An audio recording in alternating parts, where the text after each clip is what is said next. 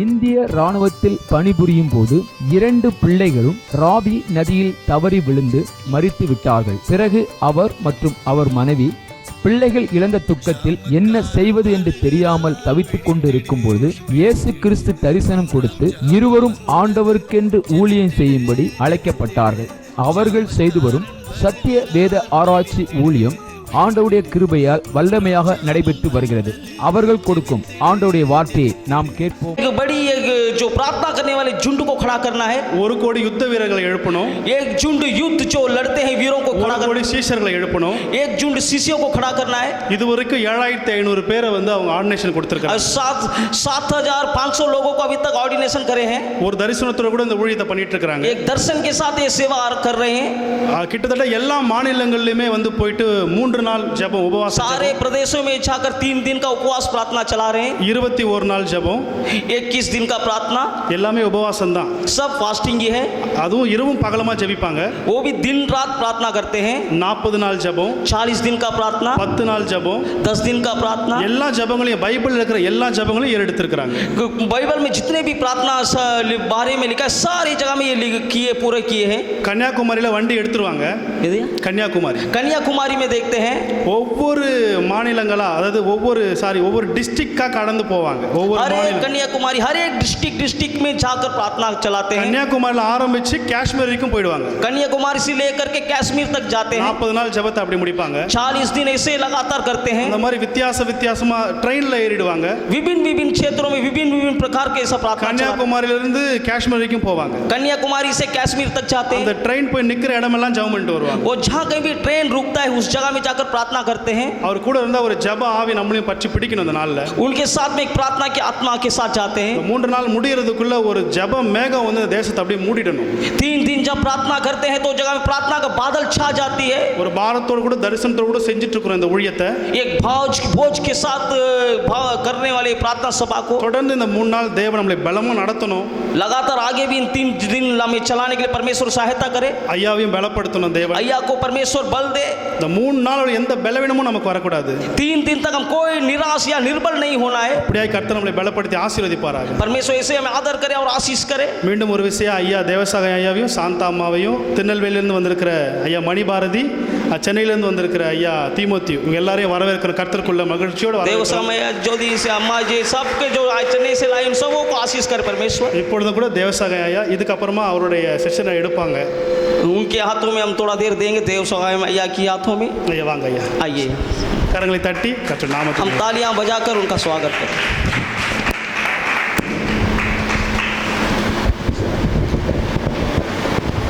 கர்த்தருடைய பரிசுத்த நாமத்துக்கு மகிமை உண்டாவதாக. परमेश्वर के पवित्र नाम की महिमा हो.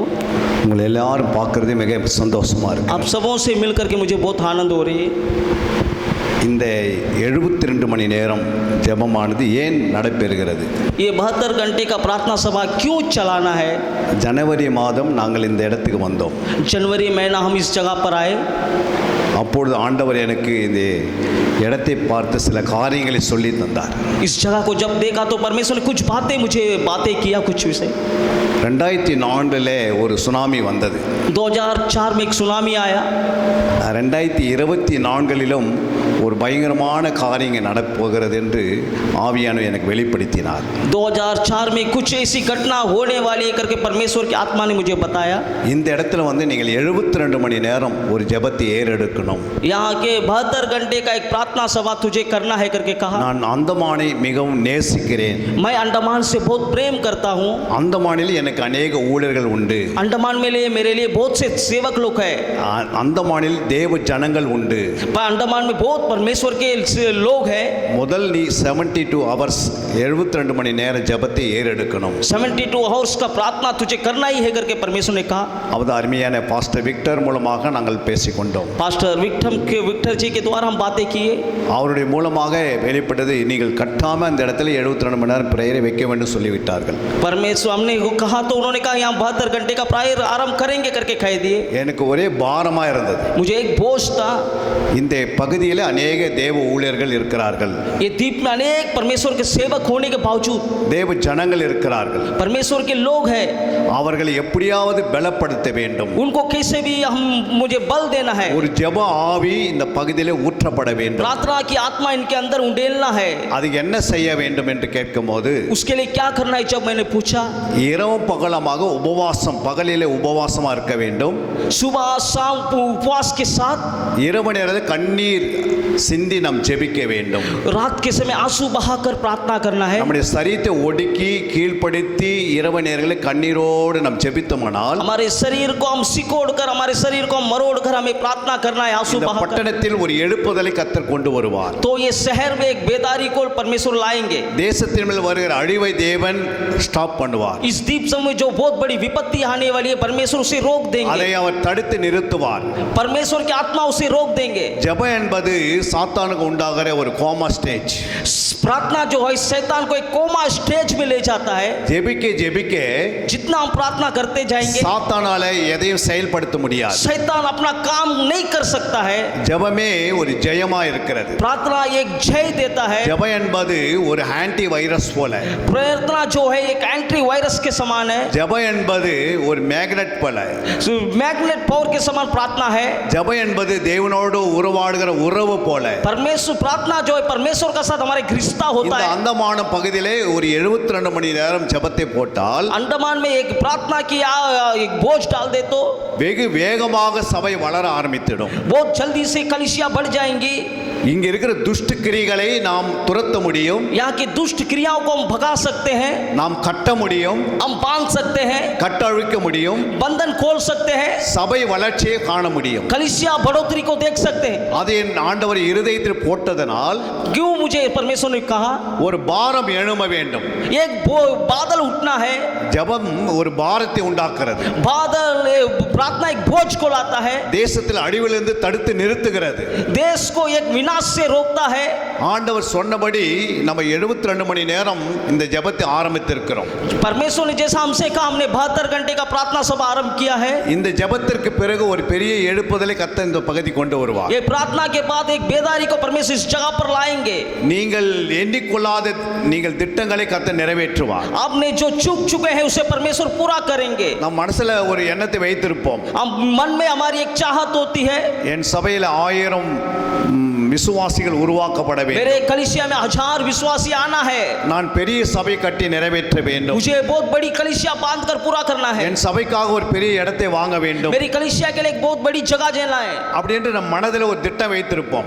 ऐसा हम अपने मन में एक मकसद रखे हैं. ஆனால் இந்த 72 மணி நேரம் பிறகு ये 72 घंटे का प्रार्थना के बाद கர்த்தர் சபையை உயர்த்துவார். परमेश्वर कलिसिया को उठाएंगे. நீங்கள் சொல்லாமே ஆத்மா சபைக்கு வரும். आप बिना कहे आत्मा कलिसिया में आ जाएंगी. இந்த பட்டணத்திலே ஒரு எழுப்புதலை காண முடியும். ये जो शहर में एक बेदारी आएगा. சிறிய பிள்ளையிலிருந்து பெரிய பிள்ளை வரைக்கும் தீர்க்கதரிசனம் உரைப்பார்கள். छोटे बच्चे से बड़े बच्चे तक भविष्यवाणी करेंगे. அந்நிய பாஷைகளை பேசுவார்கள். अन्य भाषा में बातें करेंगे. ஆத்மா ஆதாயம் செய்வார்கள். आत्माओं को जीतेंगे. தைரியமா வசனத்தை பேசுவார்கள். हिम्मत से परमेश्वर के वचन को बातें करेंगे. சபையிலே சீசத்துவம் உருவாக்கப்படும். अने ऐसा शीशे ये लोग बड़ा तैयार किए जाएंगे. ஜெபிக்கிற சாமக்காரர்கள் உருவாக்கப்படுவார்கள். प्रार्थना करने वाले लोग खड़े होंगे. சபைக்குள் போர் சேவகர்கள் உருவாக்கப்படுவார்கள். कलिसिया में अनेक सेवक लोग खड़े होंगे. உண்மையான உடன் ஊழியர்கள் சபையில் எழுப்பப்படுவார்கள். सहकर्मी सेवक लोग कलिसिया में खड़े हो जाएंगे. இந்த பட்டணத்தில் अनेक ஊழியர்களை கர்த்தர் எழுப்புவார். इस शहर में अनेक सेवकों को खड़े करेंगे प्रभु. கர்த்தர் இந்த பட்டணத்தை உலுக்குவார். परमेश्वर शैतान की हथियारों को नाश करेगा. अनेक ஜாதி ஜன மனம் திரும்பி சபையில் சேர்க்கப்படுவார்கள். लोग कलिसिया में आ जाएंगे.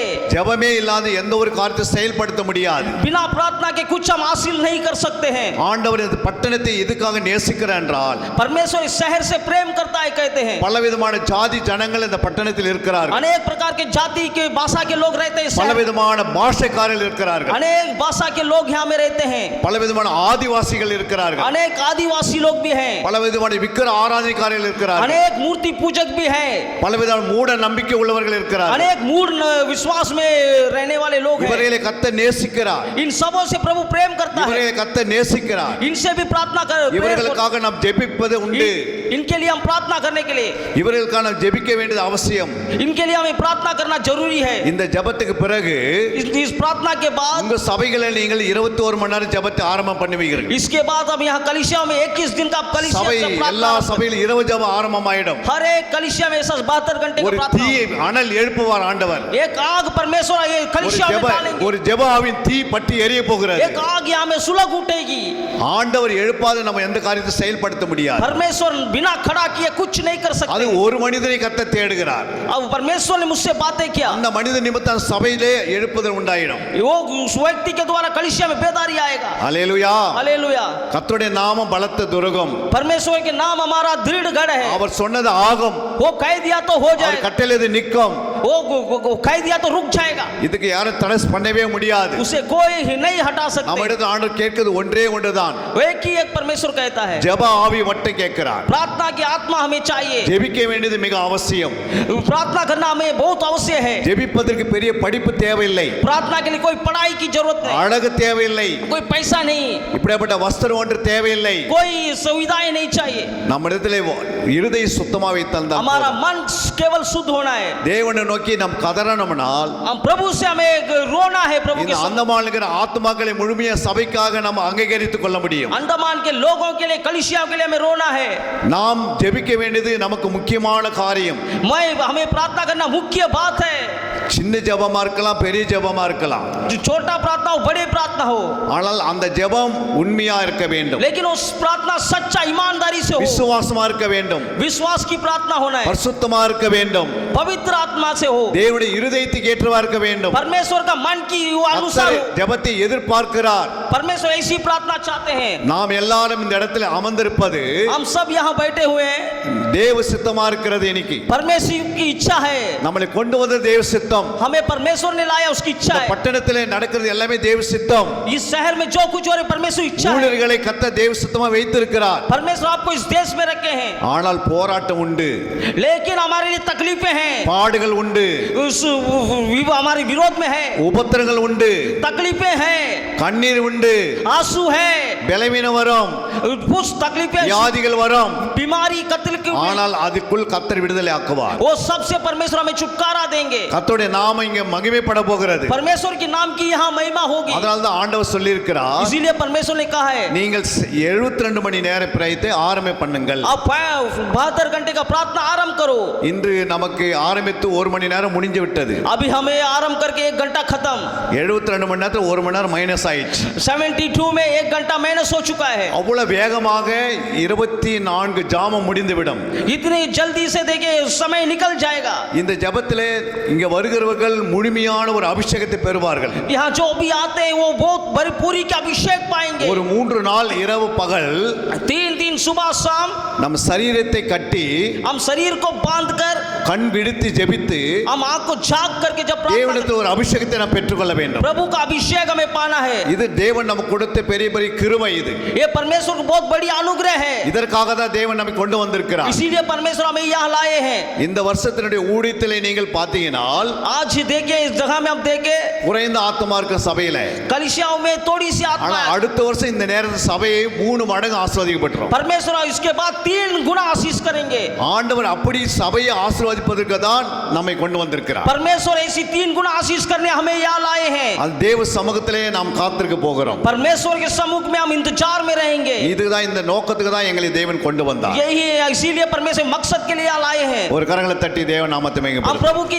महिमा करेंगे तालियां बजाकर இந்த நாளிலே இந்த 72 மணி நேரத்தை ஆரம்பம் பண்ணுவதற்காக यहाँ आप 72 घंटे का प्रार्थना आरंभ करने இங்க சொல்லப்பட்டிருக்கிறது, பாஸ்டர் விக்டர் ஜபச், பாஸ்டர் ஜோசப் அதிசயம், ரெவரண்ட் மாஸ்டர் ஜோசப், இவங்க 3 பேரை கர்த்தர் தெரிந்து கொண்டிருக்கிறார். जब तीनों पासवानों के नाम अभी जो कहा इनको परमेश्वर ने चुना है ஒரு 10 மணி நேரம் ஜெபிப்பது கூட கொஞ்சம் யோசிப்பாங்க. एक 10 घंटा प्रार्थना करना बोले से सोचेंगे ஒரு 4 மணி நேரம் ஜெபனோட யோசிப்பார்கள். 4 घंटा भी सोचेंगे ஆனா இவங்க 3 பேருக்குள்ளே அந்த ஜெபாவி உள்ள வந்திருக்கிறது. ये तीनों के अंदर प्रार्थना की आत्मा आई है 72 மணி நேரம் என்பது 72 घंटा जो है அது 3 பகல் 3 இரவு.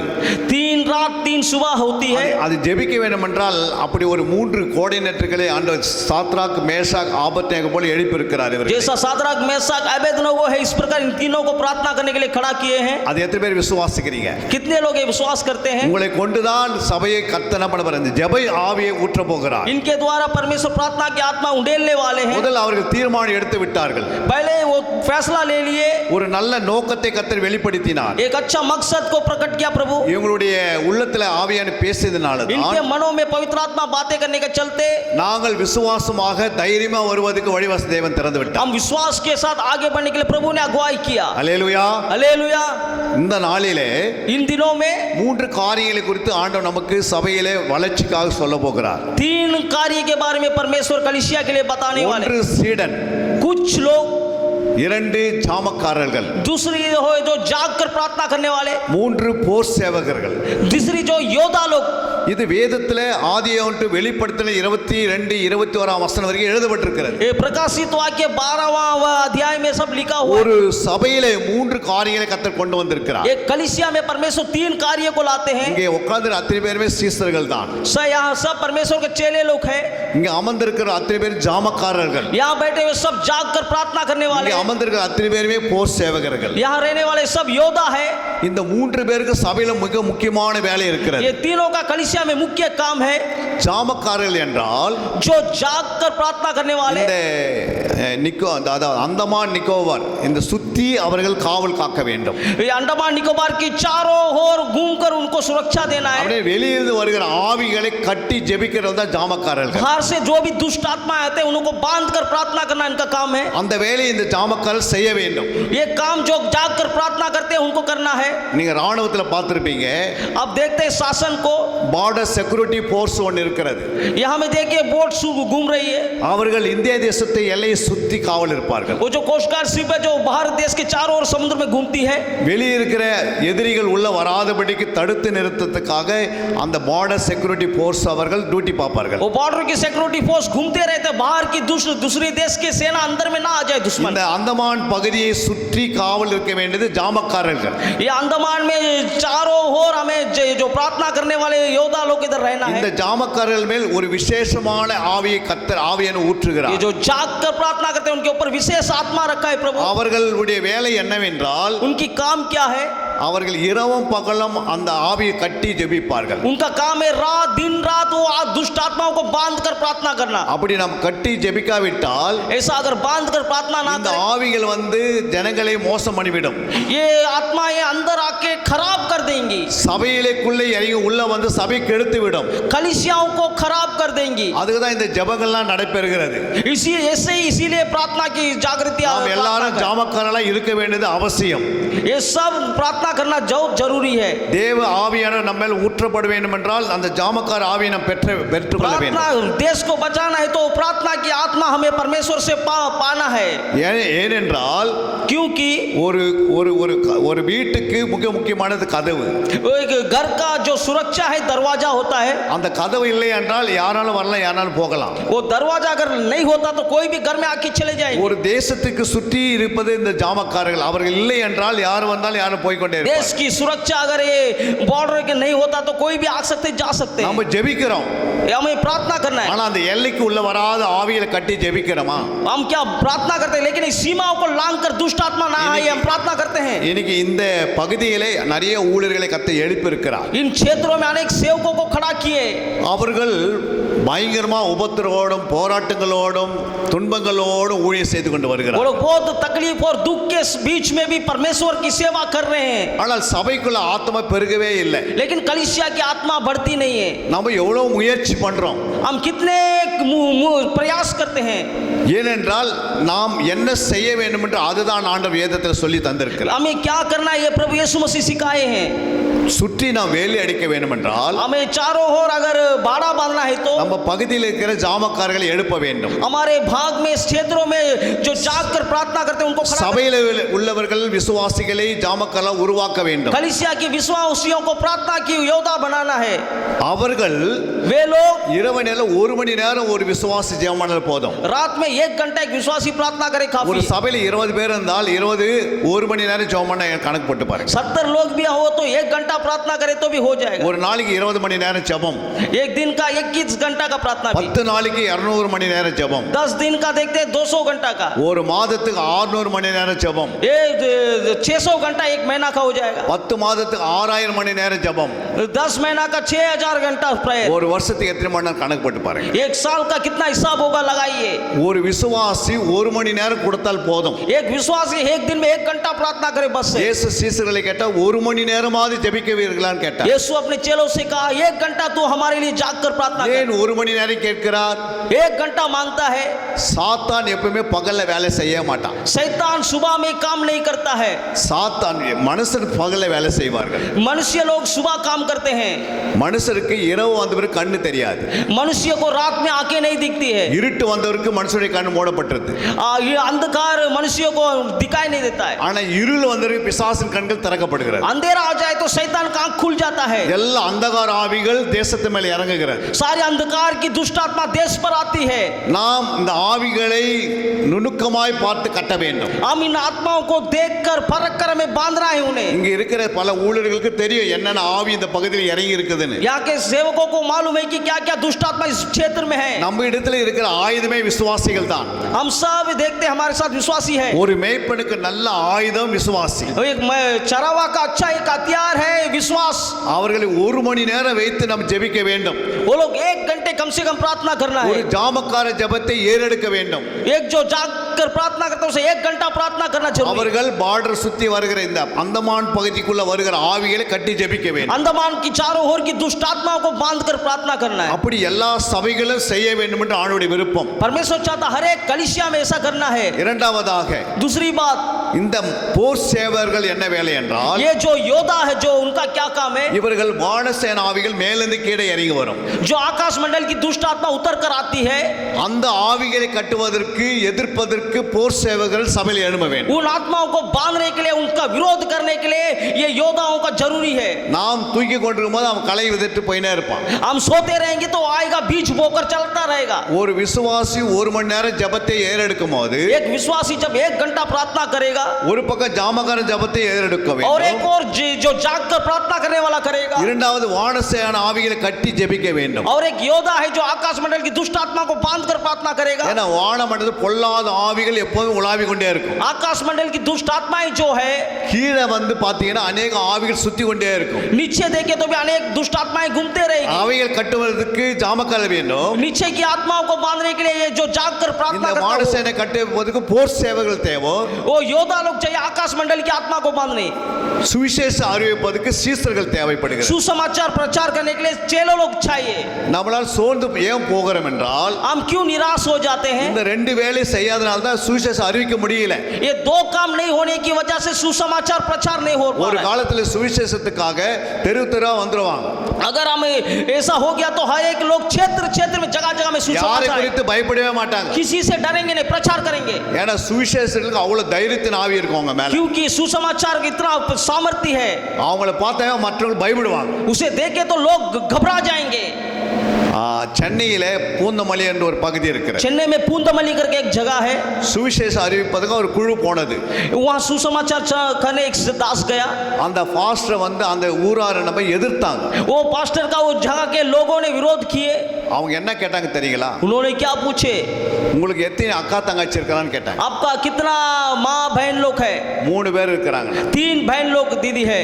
அதுல ஒரு பெண்ணை எனக்கு கொடுன்னு அவன் கேட்டான். उस वो व्यक्ति ने कहा एक बहन मुझे दे दो करके। அது பாஸ்டர் சொன்னாரு, पास्टर ने उसको जवाब दिया, நீங்க லேட்டா கேக்குறீங்க, तू लेट से मांग रहा है, எங்களுடைய சகோதரிக்கு திருமணம் ஆயிடுச்சு. मेरे बहनों को मैंने शादी कर दिया। அப்படி ஒரு கேவலமான ஒரு வார்த்தை பேசினாங்க. ऐसे एक नीच नजर से उसने बातचीत किया। அது பிறகு அவங்க அந்த இடத்தை விட்டு போயிட்டாங்க வெளியே. उसके बाद वो दास उधर सेवक उधर से निकल गया। அந்த மனிதன் அங்கே அதே இடத்துல நின்னு கொண்டு இருந்தான். वो व्यक्ति उधर ही खड़ा था। அங்க ஒரு மாடு மேய்ந்து கொண்டு இருந்தது. वहाँ एक गाय चर रहा था। அந்த மாடு நேரா வந்து அவருடைய வயிற்று குத்தி குடலை வெளியே கொண்டு வந்து. वो गाय सीधा आया, उसको पेट में घुसा मारा, उसका पेट उधर से सब उजड़ी निकल कर मरा। உடனே அந்த தெருவில் போன அந்த பாஸ்டருக்கு இந்த விஷயம் தெரிஞ்சது. तुरंत वो गली से जाने वाला पास्टर को खबर मिला बात। அந்த பாஸ்டர் நம்ம சுவிசேஷ அறிவிக்க வந்து இப்படி ஒரு மனுஷனுக்கு ஆயிடுச்சே, वो कहा सुसमाचार प्रचार करने गया एक सेवक, उसको उधर में ऐसा हो गया। அவர்கள் ஓடி வந்து அந்த அந்த மனுஷனை எடுத்து கார்ல உட்கார வைத்து ஹாஸ்பிட்டல் கொண்டு போனாங்க. वो पास्टर जल्दी आया, उसको कार में डाल के हॉस्पिटल लेके गया। அந்த மனுஷனுக்கு உதவி செய்தாங்க. वो मनुष्य का वो पास्टर ने सहायता அந்த किया, மனுஷனுக்கு பூரண விடுதலை ஆயிடுச்சு. वो मनुष्य को पूरा चंगाई मिल गया। இன்னைக்கு அவர் ஒரு ஊழியக்காரா இருக்கிறார். आज वो व्यक्ति पास्टर बन गया। அல்லேலூயா. हालेलुया। யார் எதிர்க்கிறாங்களோ கர்த்தர் அவங்களே ஊழியக்காரனா மாத்துறாரு. जो विरोध करते हैं परमेश्वर उस जगह में उनको खड़ा करता है। நாம் செய்ய முடியாத காரியத்தை அவர்கள் செய்ய ஆரம்பிச்சிடுவாங்க. हम जो नहीं कर सकते वो काम वहां से वो लोग कर அப்ப चलेंगे। இந்த சீசர்களை நாம் உருவாக்க வேண்டும். इसलिए चेलों को हमें तैयार करना है। சீசர்கள் சபைக்கு மிக அவசியம்.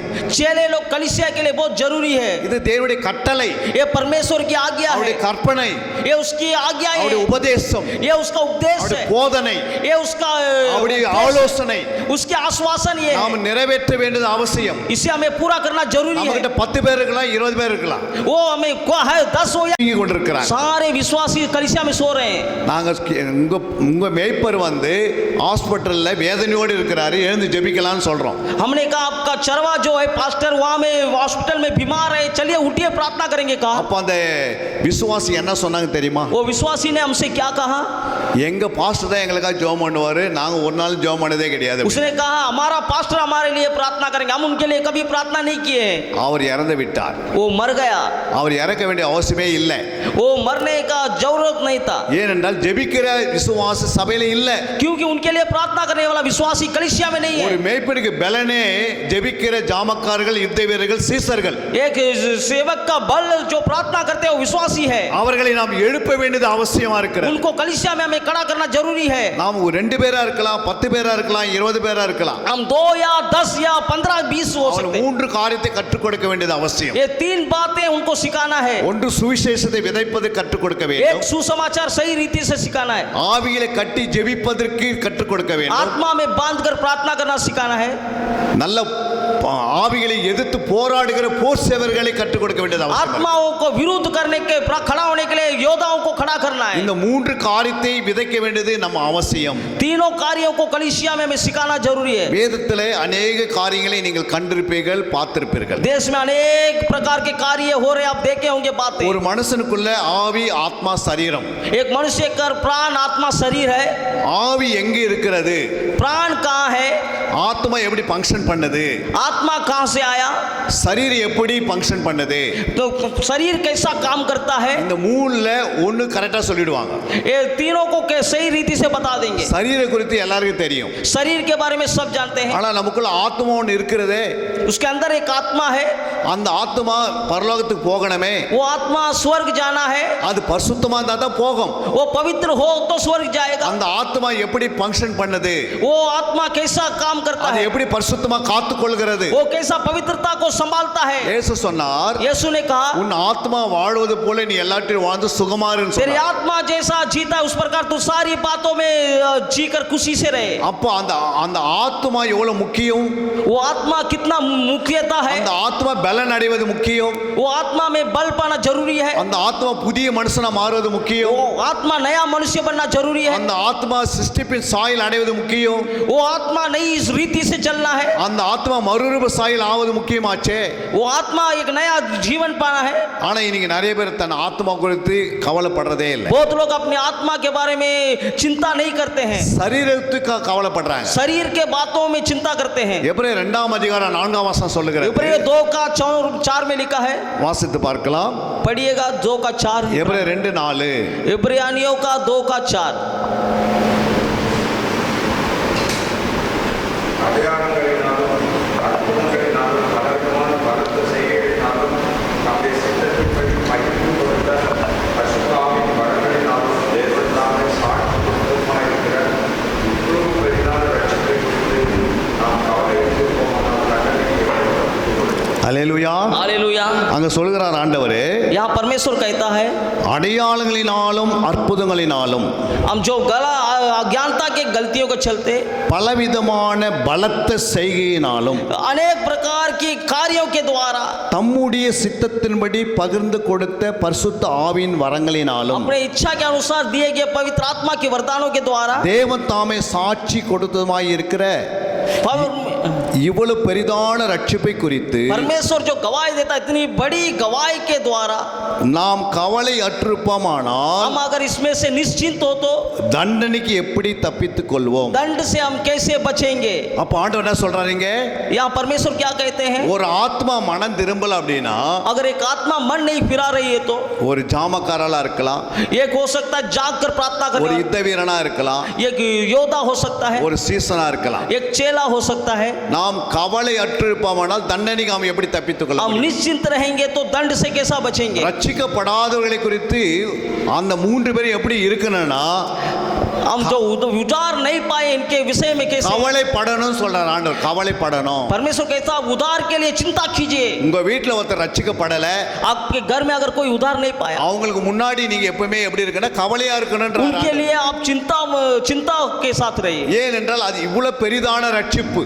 क्योंकि ये बहुत बड़ी उधार है। தண்டனை என்பது நரகம்.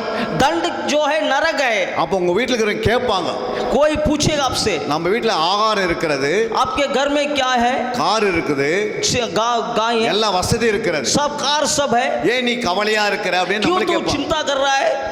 நம்மள கேட்பாங்க, ஏன் கவலையா இருக்கிற? क्यों तुम इतना टाट पाट से जी रहे हो? क्यों चिंता நீங்க है? ரட்சிக்கப்படாத வரைக்கும் நான் கவலையா தான் இருக்கிறேன் அப்படின்னு நம்ம சொல்லணும் அவங்களுக்கு. हमें कहना है कि तुम उधार नहीं पाया इसीलिए हमको चिंता है, ஏன்னா இந்த வசனம் அப்படிதான் சொல்லி தரார் ஆண்டவர். क्योंकि वचन ऐसा ही कहा है। அன்னைக்கு நெகமியா ओदे रेहबिया துக்க முகமா இருந்தான்.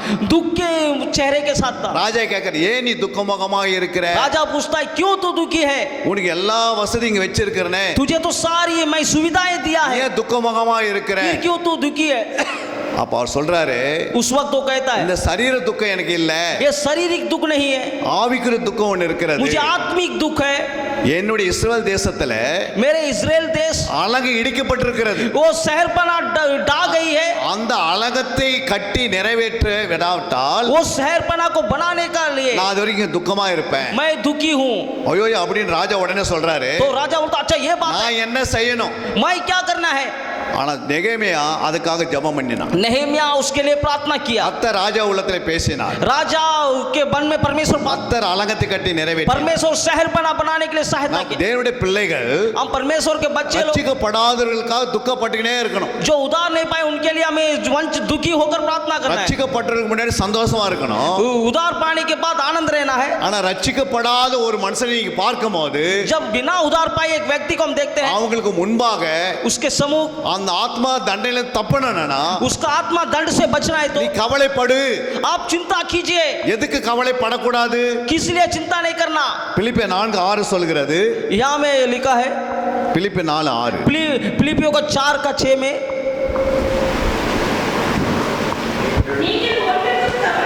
நீங்கள் ஒன்றுக்கு கவலைப்படாமல் எல்லாவற்றையும் குறித்து உங்கள் விண்ணப்பங்களையும் சோத்திரத்தோடு கூடிய ஜபத்தினாலும் வேண்டுதலினாலும் தேவனுக்கு தெரியப்படுத்துங்கள். हालेलुया அல்லேலூயா. हालेलुया। ஓகே. நீங்கள் ஒன்றுக்கு கவலைப்படாமல் எல்லாவற்றையும் குறித்து என்ன பண்ண ஆண்டவருக்கு आप किसी बात की चिंता किए बगैर सारे एक विषय के लिए परमेश्वर को बताइए। இங்க இயேசு சொல்றாரு, या यीशु कहते हैं நீ கவலைப்படாதப்பா, आप चिंता मत करो, உன் தேவைகளை நான் சந்திப்பேன்றாரு. तेरे प्रभु परमेश्वर நீ को விண்ணப்பம் மட்டும் பண்ணுன்றாரு. तू प्रार्थना करो। ஆனா எபிரேயர் 2:4 சொல்றாரு, इब्रानियों को 2:4 में कहता நீ है கவலைப்படு. तू चिंता करो। ஏனென்றால் இந்த பெரிதான ரட்சிப்புன்றாரு. ये बहुत बड़ी उधार है, அந்த பெரிதான ரட்சிப்புக்காக நாம் கவலைப்பட்டால் ये தான் बहुत நாம் बड़ी ரட்சிக்கப்படுவோம். उधार के लिए हम चिंता करना जरूरी है। அல்லேலூயா. हालेलुया। அப்ப இந்த கவலைக்காக इस ஏன் चिंता- ஒரு ஆத்மாவுக்காக கவலைப்படுன்றார் ஆண்டவர். एक आत्मा के लिए परमेश्वर चिंता करता है। இன்னைக்கு அந்தமான் பகுதியில ரட்சிக்கப்படாத எத்தனை மக்கள் இருப்பாங்க? आज अंडमान निकोबार द्वीप में उधार पाए बगैर कितने लोग हैं? தோராயமா ஒரு 6 லட்சம் பேர் அந்தமான்ல இருக்கான்னு வச்சுங்க. तो सोच लिए 6 लाख लोग अंडमान में हैं। எத்தனை லட்சம் ரட்சிக்கப்பட்டிருக்கிறாங்க? कितने लाख उधार पाए हैं? ஐயாக்கு தெரியும். सोच लीजिए। அதில் எத்தனை பேர் ரட்சிக்கப்படாத இருக்கிறாங்க? कितने लोग बिना उधार पाए हैं? அவங்களாம் ரட்சிக்கப்படணும்னா वो लोग उधार पाना है तो நாம் இந்த 72 மணி நேரம் பிரேயரை போடுறோம். हम ये 72 घंटा प्रेयर में हमें लगना है. ஜெபம் எதுக்குன்னா कि प्रार्थना क्यों?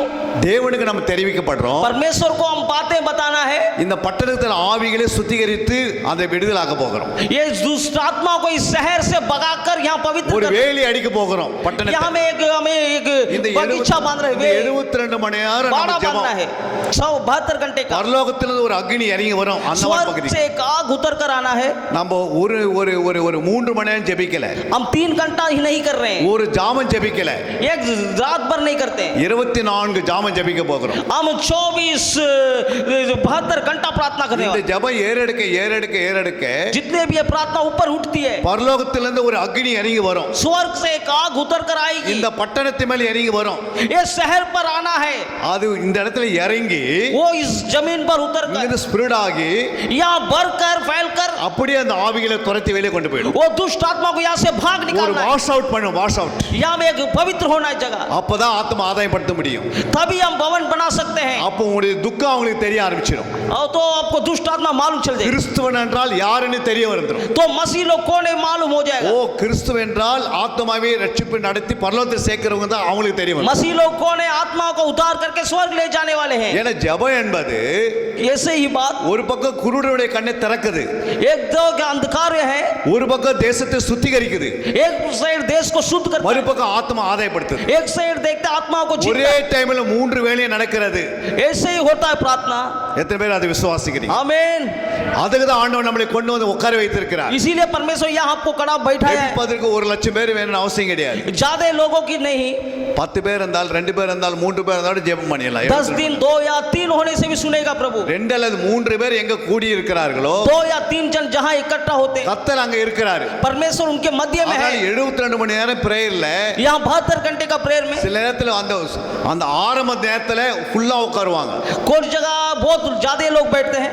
நைட் முதல் ஜாமம் முடியும் போது जब पहला समय खत्म होता है, கொஞ்சம் பேர் எழுந்து வெளியே போயிடுவாங்க. कुछ लोग उठकर बाहर जाते हैं. ரெண்டாம் ஜாமம் வரும்போது जब दूसरी पहर आती है, அதாவது ரெண்டாம் ஜாமம் என்பது 9 to 12 तो 12 घंटा जो दूसरी पहर हो जाता है, அந்த ஜாமத்துல பார்த்தா ஒரு கூட்டம் போயிடும். उस समय कुछ लोग उठकर एकजुट. மூன்றாம் ஜாமம் 12 to 3 வரும்போது तीसरी पहर जब आती है, அதுல பாதி தூங்கின்னு இருக்கும். तो आधा लोग सो जाते हैं.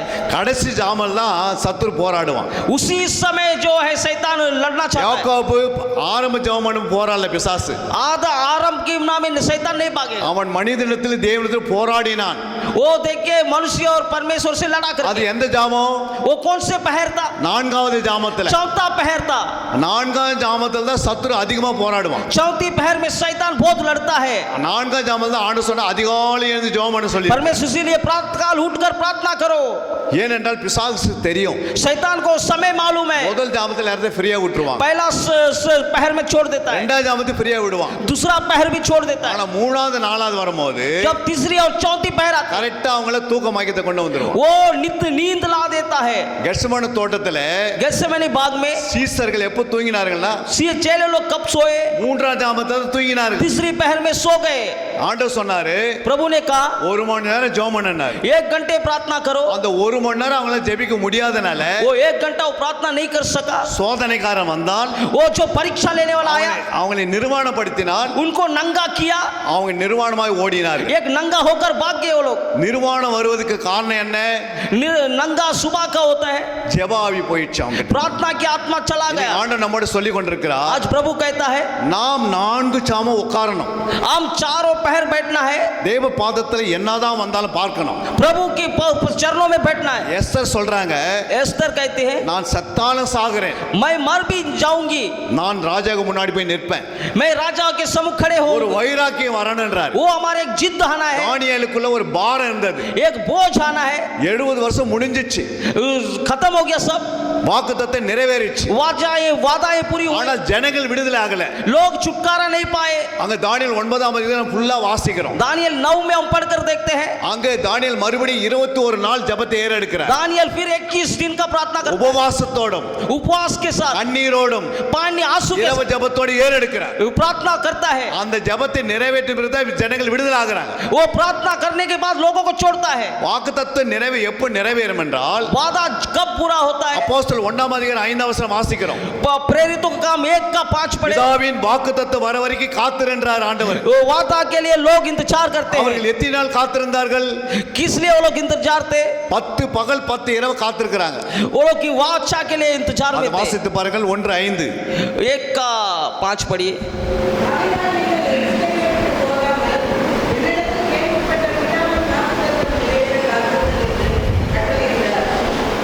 हिंदी में क्योंकि यूहन्ना ने तो पानी से बपतिस्मा दिया है, थोड़े दिनों के बाद तुम पवित्र आत्मा से बपतिस्मा पाओ। Hallelujah hallelujah. ஆகையால் நீங்கள் इसलिए तुम எருசலேம் விட்டு போகாமல், तू इस जगह से मत இந்த जाओ, 72 மணி நேரம் பிரேயர் விட்டு போகாமல், इस 72 घंटे के इस जगह से मत, என்னிடத்தில் கேள்விப்பட்ட जो अपने सुने हैं பரிசுத்தாவினுடைய அபிஷேகம், पवित्र आत्मा का अभिषेक, பிதாவின் வாக்குத்தத்தம் पिता की वादा நிறைவேற पूरा होने के लिए 10 பகல் 10 இரவு காத்திருந்தார்கள். 10 दिन 10 रात इंतजार किए। ஹalleluya. हालेलुया। அந்த 10 பகல் 10 இரவு காத்திருக்கும் போது 10 सुबह 10 रात इंतजार के बाद கர்த்தருடைய ஆவியான பலமாய் இறங்கினார். परमेश्वर की आत्मा सामर्थ के साथ उतरा। இன்று நம்ம மேல கர்த்தருடைய ஆவியை இறங்க போகிறார். आज हमारे ऊपर पवित्र आत्मा उतरेगी। எத்தனை பேர் விசுவாசிக்கிறீங்க? कितने लोग विश्वास करते உங்க हैं? மேல ஆவியான பலமாய் இறங்க போகிறார். पवित्र आत्मा सामर्थ के साथ उतरेगी। ஏனென்றால் நம்ம தேவ பாதத்துல உட்கார்ந்து क्योंकि हम उसके चरणों में बैठ करके அவருடைய பாதத்துல இருந்து நமக்கு பாதுகாக்காக நம்ம ஆண்டவரை நோக்கி பார்க்கிறோம். उसके चरणों से हम प्रभु को देखेंगे तो ஒரு அக்னி அபிஷேகம் உங்க மேல இறங்கிடும். एक आग की अभिषेक उतरेगी। அதுக்கு பிறகு உங்களுடைய ஊழியங்கள் வளர்ந்து பெறுகிறதை நீங்கள் பார்ப்பீர்கள். वो आपकी सेवा बढ़ेगी, आप देखेंगे। நிச்சயமா ஆண்டவர் சொல்கிறார், जरूर परमेश्वर कहते हैं, காத்திருக்கிற மேல் ஊற்றுவேன் என்றார். और जो इंतजार करते आत्मा उंडेलूंगा। மறுபடியும் 4:31 வரும்போது जैसे हम देखते हैं वचन அப்போஸ்தலர் 4:31 4:31 में देखते हैं, प्रेरितों का काम 4:31।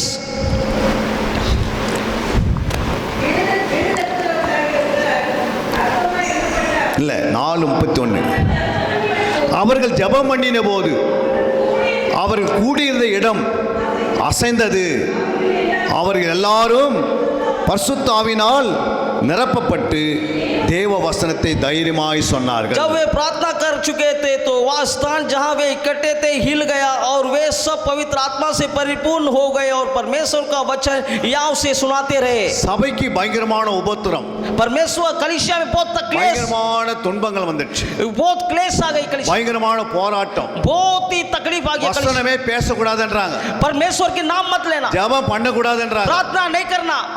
ஆனால் பரிசுத்த அப்போஸ்தலர்கள் लेकिन पवित्र மறுபடியும் கூடி வராங்க. इकट्ठा हो गए, மறுபடியும் சபையை கூட்டு. सब कलीसिया இன்னைக்கு इकट्ठा। நம்ம கூட்டுறது எதுக்காக? क्यों इकट्ठा हुए हम?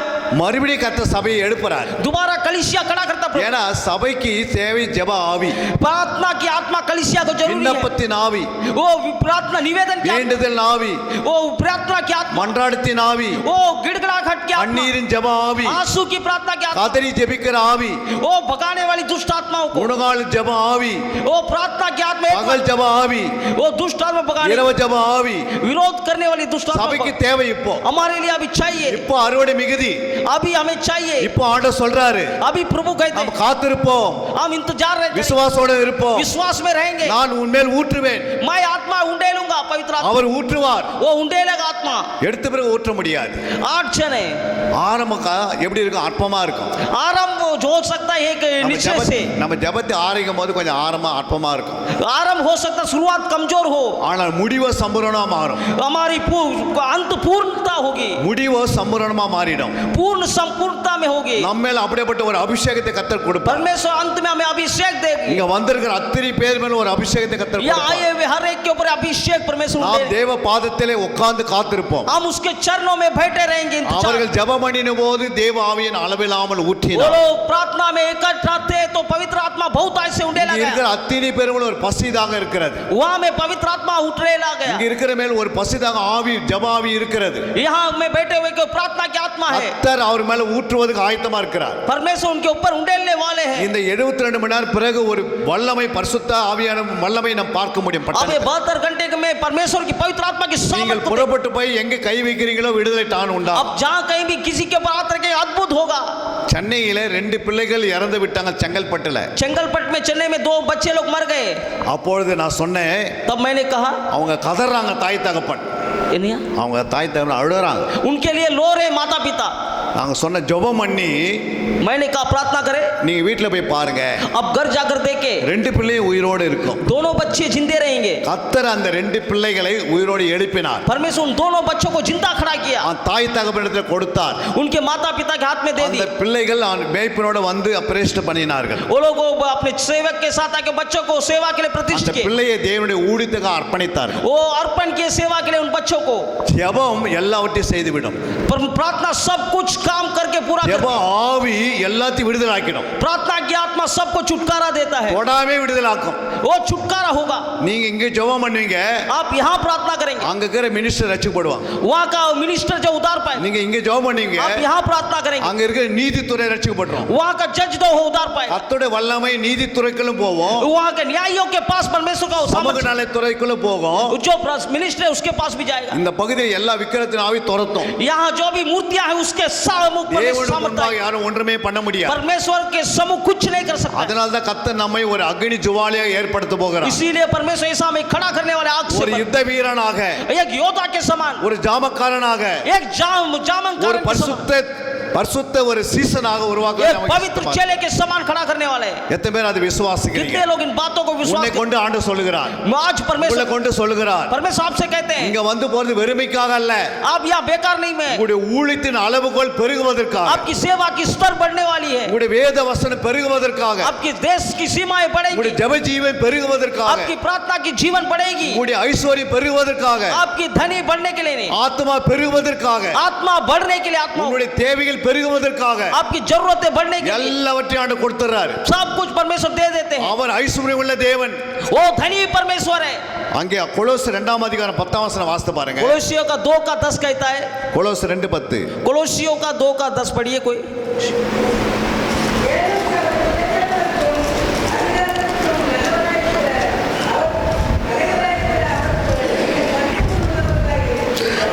மேலும் சகல துறைதனங்களுக்கும் அதிகாரங்களுக்கும் தலைவராய் இருக்கிற அவருக்குள் நீங்கள் பரிபூரணமுள்ளவர்களாய் இருக்கிறீர்கள். और तुम डरते और भरपूर हो गए हो और सारी प्रधानता और सारी अधिकार की शिरोमणि है। அப்போஸ்தலனாகிய பவுல் प्रेरित पौलुस இந்த கொலோச சபைக்கு कोलोसियो कलीसिया से என்ன எழுதுகிறார் தெரியுங்களா? क्या लिखता है? நம்முடைய இயேசு தலைவரா. यीशु प्रधान है। எதுக்கு தலைவர்? कौन, किसका प्रधान?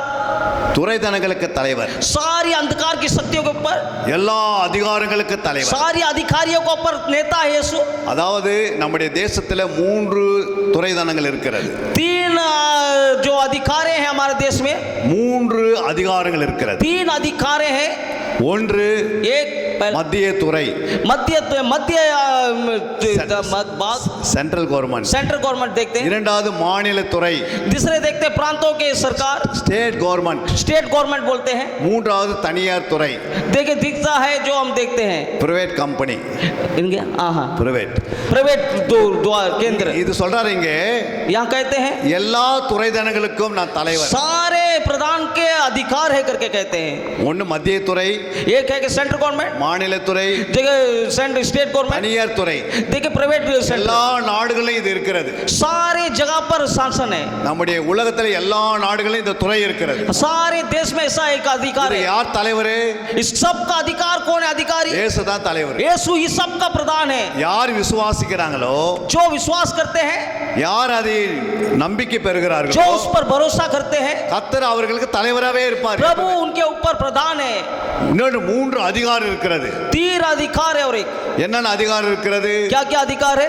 ஒன்னு சுப்ரீம் கோர்ட்டுக்கு அதிகாரம் இருக்கிறது. सुप्रीम कोर्ट का अधिकार है, அதாவது நீதித்துறைக்கு அதிகாரம் இருக்கிறது. जो न्यायाधीश का अधिकार, இரண்டாவது அரசியல் துறைக்கு என்று ஒரு அதிகாரம் இருக்கிறது. सेंट्रल गवर्नमेंट का जो अधिकारी होते हैं, மூன்றாவது போலீஸ் துறைக்கு என்று ஒரு அதிகாரம் இருக்கிறது. और देखते हैं पुलिस का एक अधिकारी। இந்த 3 பேருக்கு தான் அதிகாரம் இருக்கும். तीनों का अधिकारी होता है। யாரைனா புடிச்சு உள்ள போடலாம், யாரை வெளியே கொண்டு வரலாம். कोई अगर छोड़ कर दे तो बाहर छोड़ देंगे। இந்த அதிகாரத்துக்கு இயேசு தலைவர். ये अधिकारियों का भी हमारा यीशु प्रधान है। இது யார் சொன்னார்னா இயேசு. ये कौन कहा है? यीशु। 2ஆம் அதிகாரம் 15ஆம் வசனம் வாசித்து பாருங்க. 2:10 पढ़िए। கொலோசர் 2:15. कोलोसियों का 2:15। துறைதனங்களுக்கும் அதிகாரங்களுக்கும் உரிந்து கொண்டு வெளியே நம்மை கோலமாக்கி அவைகள் மேல் சிலுவையிலே வெற்றி சிறந்தார். அப்போ துரதனைகளையும் அதிகாரங்களையும் உரிந்து கொண்டு और उस प्रधानता और अधिकारियों को उसने उतार कर வெளியகரமான கோலமாக்கி कुल्लम कुल्ला तमाशा बनाया. அவைகள் மேல் சிலுவையில் வெற்றி சிறந்தார். क्रूस पर उस पर वह क्या जय पाया करके देखते हैं. அல்லேலூயா. हालेलुया. ஆண்டவர் எப்படியாப்பட்ட பாருங்க, துரதனைகளை அதிகாரம் என்ன பண்ணிட்டு உரிந்து கொண்டார். उस सारी अधिकारों को उसने उतार दिया करके. அப்படின்னா பிசாசுடைய துரைதனங்களையும் அதிகாரிகளையும் உரிந்துட்டார். शैतान का सारी प्रधानताएं अधिकारों को उसने छीन लिया. கையெடுத்து குலைத்தார். सबको उसने कुल्लम कुल्ला तमाशा. பிசாசு மேல இந்த அதிகாரத்தை எடுத்தார். शैतान का अधिकार को छीन लिया. சிலுவையில ஆணி அடித்தார். क्रूस पर कील ठोक दिया. இந்த தேசத்தை அவர் பக்கமா கொண்டு வந்துட்டாரு. और देश को अपनी ओर ला दिया. वो அதுதான் 28ஆம் அதிகாரம் 18 சொல்கிறது மத்தேயுல. मत्ती वही 22 का 18 में लिखा है. मत्ती 22:18 28:13 18 18. அப்பொழுது இயேசு சமீபத்தில் வந்து அவர்களை நோக்கி, வானத்திலும் பூமியிலும் சகல அதிகாரமும் எனக்கு கொடுக்கப்பட்டிருக்கிறது. பாருங்க, இயேசு சொல்றாரு. அப்போது இயேசு तब यीशु ने कहा, சீசர்கள் மத்தியில வந்து நின்று शिष्यों को देखकर कहा, அவர்களை நோக்கி, उनकी ओर देखकर, வானத்திலும் பூமியிலும் சகல அதிகாரம் எனக்கு आकाश और पृथ्वी கொடுக்கப்பட்டிருக்கிறது. में सारी अधिकारी मुझे दी गई है. மத்தேயு 4ஆம் அதிகாரத்துல मत्ती 4 अध्याय में 9ஆம் வசனம் பார்த்தீங்கன்னா 9वां वचन देखे तो பாருங்க, 8ஆம் வசனம் பாருங்க, 8ஆம் வசனம். 4 का 8 देखे मत्ती. ஆ, பிசாசு அவரை மிகவும் உயர்ந்த மலையின் மேல் பிசாசு அவரை, யார்? இயேசுவை शैतान यीशु को மிகவும் உயர்ந்த மலையின் மேல் கொண்டு போய் ऊंचे पहाड़ पर ले गया. உலகத்தின் சகல ராஜ்யங்களையும் அவைகளின் மகிமையும் காண்பித்து, நீ சாஷ்டாங்கமாய் விழுந்து, யார் சாஷ்டாங்கமாய் விழணும்? இயேசு சாஷ்டாங்கமாய் விழுந்து என்னை பணிந்து கொண்டால் இவைகளெல்லாம் இந்த வானத்து பூமியை நான் உனக்கு தரேன்றாரு. सो शैतान कहता है, तू मुझे दंडवत करो, प्रणाम करो, तो ये सारा अधिकार है, राज्य मैं तुम्हें दूंगा. ஆனா இயேசு என்ன செய்தாரு? यीशु यहाँ क्या कहते हैं? சிலுவைக்கு போய் क्रूस पर जा करके அவங்க கிட்ட இருக்கிற அதிகாரத்தை பிடுங்கினாரு. उसका अधिकार शैतान से छीन लिया. அதுதான் கொலோசி 2ஆம் அதிகாரம் 15ஆம் வசனம். वही कोलोसिया का 2 का 15 में लिखा है. அந்த कोलोसिया 2:15 என்ன சொல்லுகிறது? ये दोनों पद में क्या कहा है? இயேசு பாருங்க என்ன சொல்லுகிறது. அதுங்க என்றால் यहाँ क्या कहता है? உரிந்து கொண்டார். उसे छीन लिया, இனி उतार, பிசாசு கிட்ட ஒண்ணுமே கிடையாது. उससे छीन लिया करके देखते हैं. பிசாசு கிட்ட சரீரம் இல்லை. शैतान का शरीर नहीं है, பிசாசுக்கு எலும்பு இல்லை. शैतान का हड्डी नहीं है, பிசாசுக்கு மாம்சம் இல்லை. शैतान का जैसा मांस का शरीर नहीं है. லூக்கா 24:39.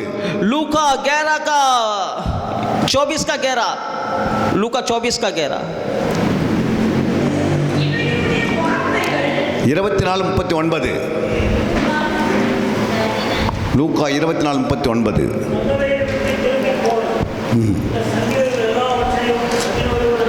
நான் தான் என்று அறியும்படி என் கைகளையும் என் கால்களையும் பாருங்கள். ஏன் கேட்கிறாரு? यीशु कहता है, मेरे हाथ और पाँव को छीन देखो. அவர் என் கைகளையும் என் கால்களையும் ஏன் பாருங்க கேட்கிறானா? यीशु क्यों कहता है मेरे हाथ और पाँव देखो?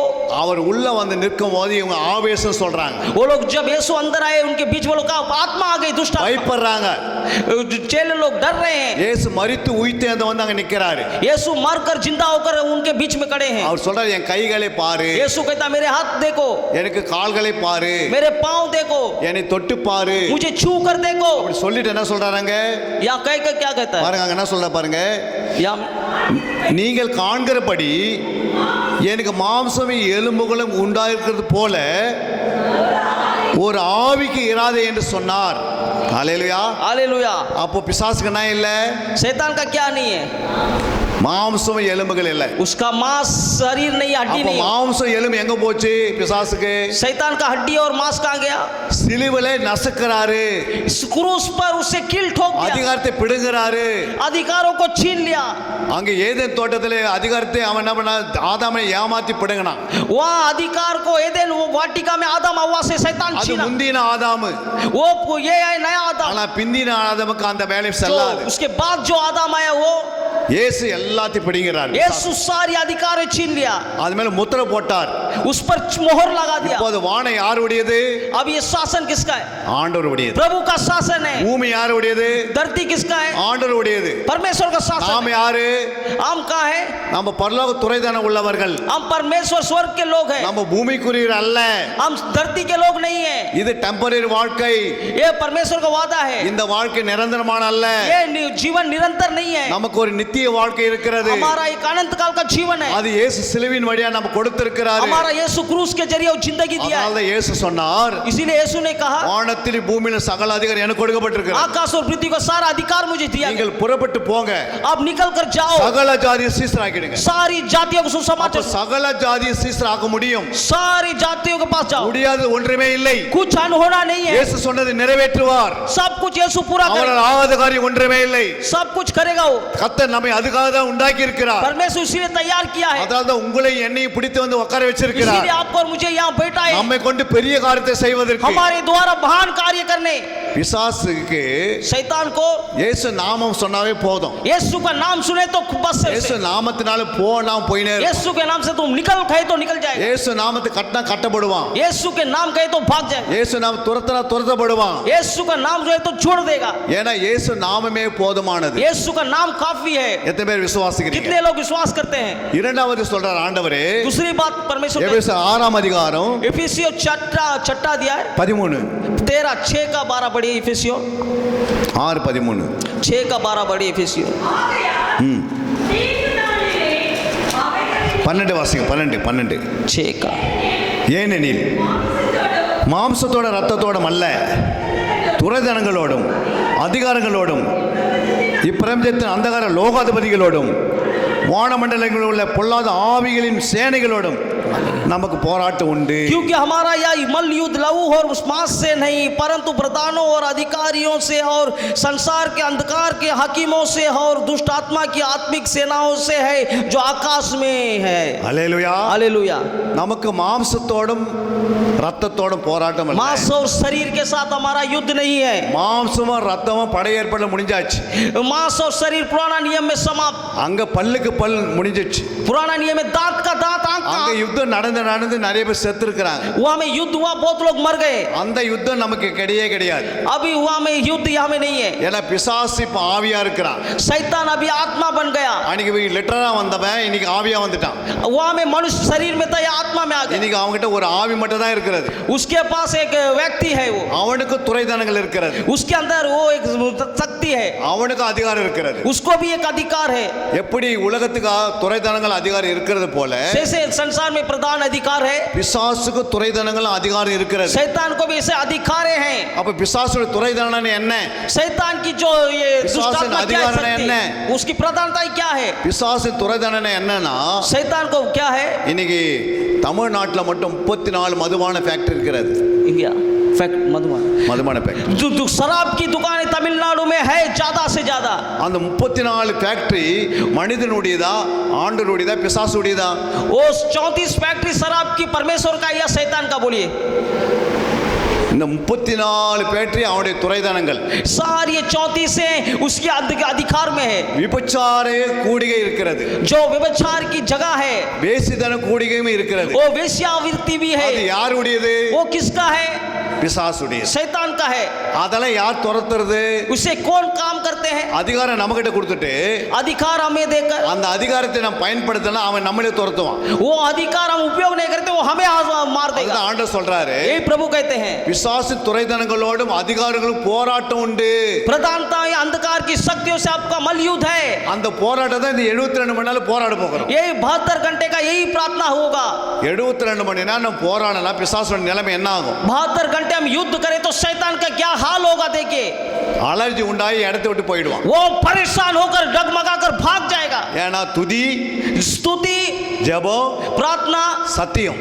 सच्चाई, இது மூணு அப்படியே ரிவர்ஸ் ஆகினே ஒரு ये 72 மணி நேரம். तीनों ऐसे घूमते चक्रविधि के रूप में चूमते அப்படியே रहे। இது 72 மணி நேரம் அசைவாடும் போது 72 घंटे ऐसे घूमते रहे तो உனக்குள்ள இருக்கிற மாம்ச இச்சைகள் தானா அழிஞ்சிடும். आपके अंदर से सारी मानसिक इच्छाएं जागृत நமக்கு வர निकल வேண்டிய जाएगी, ஆசீர்வாதம் தானா வரும். सब हट जाएगी, கட்டு தானா உடையும். बंधने टूटेगी अपने அது आप। எந்த மாந்திர கட்டு இருந்தாலும் वो உடையும். कोई भी जादू की எந்த बंधन, செய்வினாலும் कोई உடையும். जादू टोने की जगह, எந்த வியாதினாலும் நம்ம விட்டு कोई भी போயிடும். बीमारी की बंधन क्यों ना எந்த हो, தரித்திரம் நம்ம விட்டு कोई போயிடும். दरिद्रता की எந்த बंधन, பலவீனம் நம்ம விட்டு போயிடும். निर्बलता की जो भी बंधन, எந்த கடன் இருந்தாலும் நம்ம விட்டு போயிடும். जो भी समस्या हो, பிள்ளைகளுடைய திருமணம் நிறைவேறிடும். बच्चों की विवाह ना हो, சபையுடைய ஆத்மா பெருக ஆரம்பிச்சிடும்.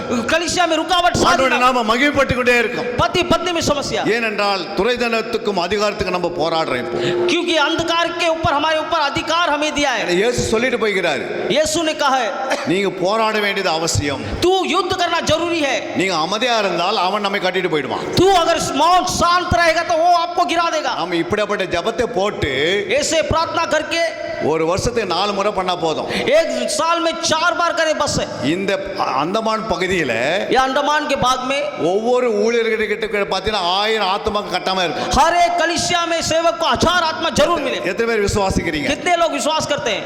ஒரு வருஷத்துக்குள்ளே 1000 ஆத்மா சுதந்திரிக்க முடியும். या हर एक साल में 1000 आत्मा मिलेगी। அன்னைக்கு அப்போஸ்தலருடைய காலத்துல 3000 பேர் ரட்சிக்கப்பட்டாங்க பாருங்க. प्रेरितों के समय में 3000 लोग उद्धार पाए। அது அன்னைக்கு மட்டும் இல்ல, இன்னைக்கு நிறைவேறும். वो वही दिन का नहीं, आज भी होगा। அன்னைக்கு ஆண்டவர் இருக்கிறவனமாக இருக்கிறார். वो दिन भी है, இன்றும் தேவன் இருக்கிறவனமாக இருக்கிறார். आज भी वैसे ही प्रभु है।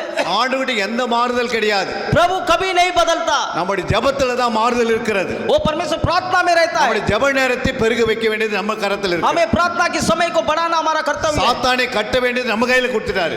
शैतान को बांधने का अधिकार हमें दिया है, அவைகளுக்காக தான் நம்ம போராட வேண்டும். वही हमें यह करना है। இப்படி சாத்தான் ऐसा शैतान மதுபான ஃபேக்டரி உருவாக்குறான். शराब की दुकानें फैक्ट्री बनाता है। அங்க ஆதியாகமம் 3ஆம் அதிகாரம் 17ஆம் வசனத்துல और उत्पत्ति 1 का 17 में, அங்க வாசித்து பாருங்க. उत्पत्ति 1 का 17 में, ஆதியாகமம் 3:17. 3 का 17, उत्पत्ति 3 का 17। பின்பு அவர் ஆதாமை நோக்கி, நீ உன் மனைவியின் வார்த்தைக்கு செவி கொடுத்து புசிக்க வேண்டாம் என்று நான் உனக்கு விலக்கினதற்கு கனியை புசித்தபடியினாலே பூமியில் உன் நிமித்தம் சபிக்கப்பட்டிருக்கும். நீ உயிரோடு இருக்கும் நாளெல்லாம் வருத்தத்தோடே அதன் பலனை புசிப்பாய். அல்லேலூயா. और आदम से उसने कहा, तूने जो अपनी पत्नी की बात सुनी और जिस वृक्ष के फल के विषय में मैंने तुझे मना आज्ञा दी थी, तूने उसे खाया, उसको तूने खाया, इसी कारण भूमि तेरे कारण शापित है, तू उसकी उपज जीवन भर दुख के साथ खाया करेगा। 19ஆம் வசனத்துல 19वां वचन। நீ பூமியிலிருந்து எடுக்கப்பட்டபடியால் நீ பூமிக்கு திரும்பப்பட்டு உன் முகத்தின் மேன்மையால் ஆகாரம் புசிப்பாய். நீ மண்ணாய் இருக்கிறாய், மண்ணுக்கு திரும்புவாய் என்றார். और अपने माथे की पसीने की रोटी खाया करेगा और अंत में मिट्टी से मिल जाएगा, क्योंकि तू उसी में से निकाला गया और तू मिट्टी तो है और मिट्टी में ही मिल जाएगा। 14ஆம் வசனம் 14. 14 தேவனாகிய கர்த்தர் சர்ப்பத்தைப் பார்த்து, நீ இதைச் செய்தபடியால் சகல நாட்டு மிருகங்களிலும் சகல காட்டு மிருகங்களிலும் சபிக்கப்பட்டிருப்பாய். நீ உன் வயிற்றினால் நகர்ந்து உயிரோடு இருக்கும் நாளெல்லாம் மண்ணை தின்பாய். பாருங்க, உயிரோடு இருக்க நாளெல்லாம் तू सब तक जीवित रहेगा, மண்ணை தின்பாய். तू मिट्टी चाटता रहेगा। இதுவரைக்கும் ஏதாவது ஒரு சர்ப்பம் மண்ணு சாப்பிட்டுருக்குதா? कोई एक सांप मट्टी खाया देखे? அப்படி யாராவது நீங்க பார்த்திருக்கீங்களா? மண்ணு आपने சாப்பிட்டு. कभी देखा है? ஆனா ஆண்டவர் சொல்றாரு, प्रभु कहता है, நீ உயிரோடு இருக்க நாளெல்லாம் மண்ணு தின்பாய்ன்னு சொல்றாரு. तू सब तक जीवित रहेगा, तू मट्टी खाएगा। மண்ணுனா என்ன? मट्टी क्या है? மண் ஈரல் தான் மண்ணோடு சம்பந்தப்பட்டிருக்கிறது. मट्टी जो शरीर है उसका स्वभाव है। லிவர், लिवर जो है मट्टी, அந்த லிவர் எப்படி சாப்பிட்றான் பிசாசு?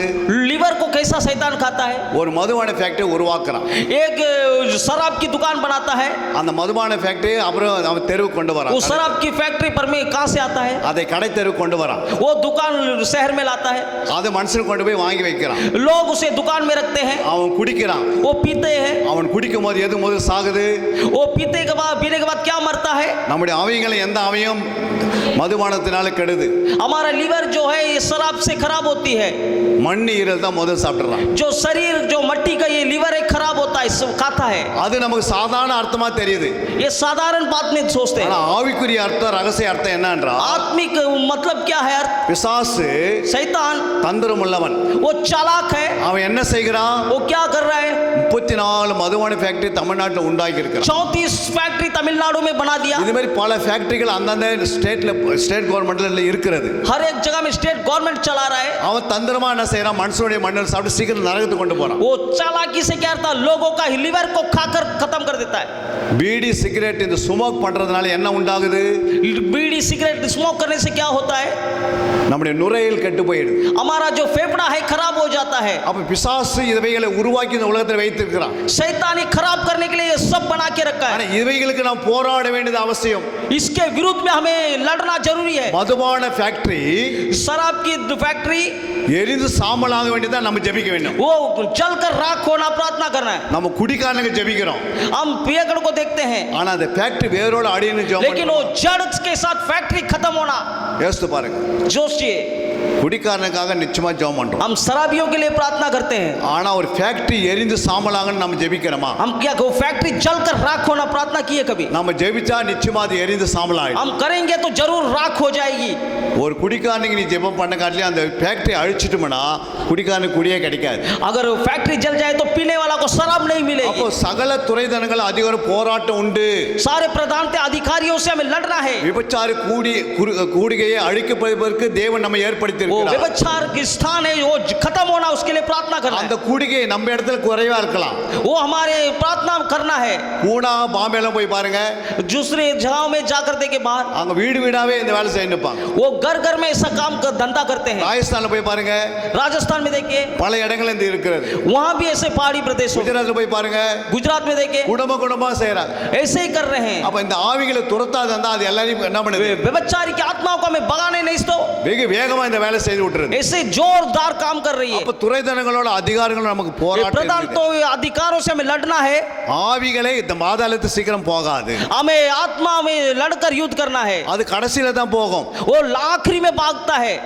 வெளிப்படை 20ஆம் அதிகாரம் 1ஆம் வசனத்துல தான் பாதாளத்தின் சாவி ஒரு தூதன் கொண்டு வந்து சாத்தான் அடைக்கிறான். 20वां अध्याय प्रकाशित वाक्य में देखते हैं, एक अंत में एक दूत स्वर चाबी लेकर पाताल में उसे बंद कर देता है। அல்லேலூயா. हालेलुया। அப்போ வெளிப்படுத்தின அது வரைக்கும் நம்ம என்ன செய்யணும்னா तब तक हमें क्या करना? இந்த प्रकाशित, ஆவிகளை துரத்துவதற்காக இந்த ஜெபம் எடுக்கப்படுகிறது. इसके लिए हमें भगाने के लिए प्रार्थना करना है। ஒரு அபிஷேகத்தை கர்த்தர் நமக்கு கொடுக்கிறார். एक अभिषेक प्रभु हमें दे रहा है, ஒரு வல்லமையை தருகிறார். एक सामर्थ दे रहा है प्रभु। இவை எல்லாம் நமக்குள்ள நிறைவேறிவிடும். ये सब पूरा होगा। மூன்றாவது ஒரு துறைதனம் இருக்கிறது. क्या? மூன்றாவது ஒரு துறைதனம். तीसरी एक प्रधानताएं हैं। தீத்து 3ஆம் அதிகாரம் तीतु तीसरा अध्याय में देखिए, तीतुस तीसरा अध्याय में 1ஆம் வசனம் 2ஆம் வசனம். 1 और 2।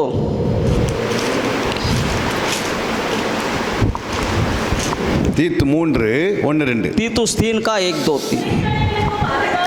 துரைத்தனங்களுக்கும் அதிகாரங்களுக்கும் கீழ்ப்படிந்து அடங்கியிருக்கவும் சகலவிதமான நற்கிரிகளையும் செய்ய ஆயத்தமாக இருக்கவும் ஒருவனையும் தூசியாமல் சண்டை பண்ணாமல் பொறுமை உள்ளவர்களாய் எல்லா மனுஷருக்கும் शांत गुण से कानपिका அவர்கள் நினைப்பூட்டு.